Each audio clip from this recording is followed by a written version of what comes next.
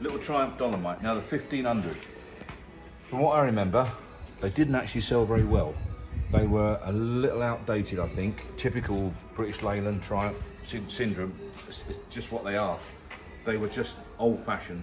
They were aimed at the older person, and that's fine. But the older person only bought one car in 15 years. That's all they bought. And where Ford scored, of course, in Vauxhalls, they sold cars to the younger person who changed them every 18 months. That's the difference. So Triumph were always a bit like that. They when these come out, they were always a little bit of a do the old people, wasn't it? The old people to buy them, and they did. They used to buy them from like 101 garage down at Flitwick and WJ Billington's at Flitwick and all the rest of it. They were Vauxhall in the end, but they used to buy them from firms like that really, and Dunham and Haynes in Luton and that. And it was all old customers, been buying cars off them for years and years and years.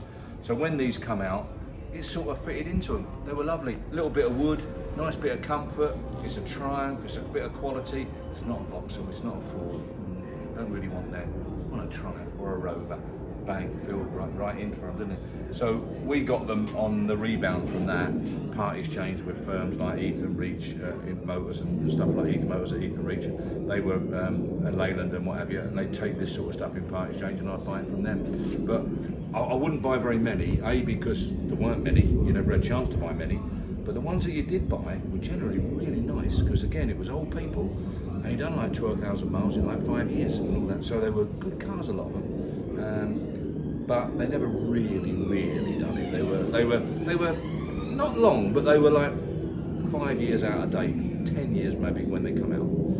Quality, not quantity.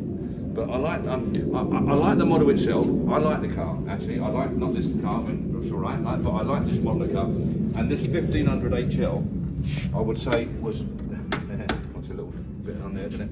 1500 HL was almost without doubt the best seller. The 1750 is the one that's wanted now. What does HL mean? What's that? But, what's HL? High luxury or something. All right. It's 1750 is the one that's wanted now. Of course, this has got different wheels on it, as you can see. It's got alloys on it, and that it wouldn't come out with them. And not as far as I'm aware, anyway. I don't remember them coming out with them. So the 1750 would be the one to have. But of course, that again, same thing. We're back to the old people. They go into a Triumph showroom and they got a 1500, 1300, 1750, and all the rest of it. And she's saying, "We don't need 1750." No, 1500 is plenty big enough. There it is. That's what happened. Exactly what happened. I can tell you now exactly what happened because I've witnessed it. And so these are the most popular one, without a doubt. Rear-wheel drive, most important.